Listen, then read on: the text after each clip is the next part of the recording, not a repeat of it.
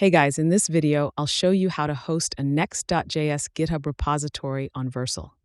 All right, so let's begin with the video. First, you want to open up the Vercel dashboard and go to the Overview page. From here, you want to go to the top right where you see Add New and then click on Project. From here, you're going to need to import the Git repository. You can either use one that you connect to your Vercel account, like I have mine connected to my Vercel account, or you could click the Import Third-Party Git Repository if you want to do that instead.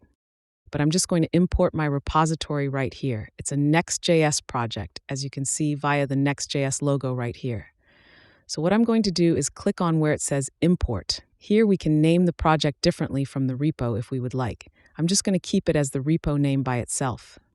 And then we're going to go ahead and make sure that the framework preset is set to Next.js, because this is a Next.js project. I'm going to leave the root directory alone.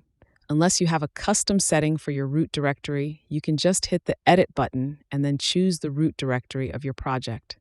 But I'm just going to keep it the default and click on where it says Deploy. Now it's going to begin deploying that project. We can see the deployment queue here. This deployment process might take a few minutes in order to actually do everything it needs to do.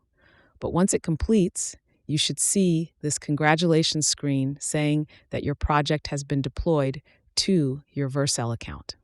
Now we can go to where it says Continue to Dashboard. And now we can see that we can access this project inside of our Vercel dashboard.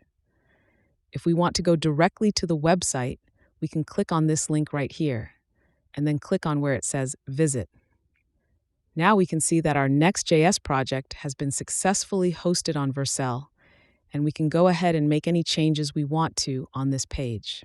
So that's basically how you can host a Next.js GitHub repository on Vercel.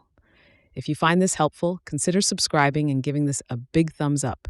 Thanks.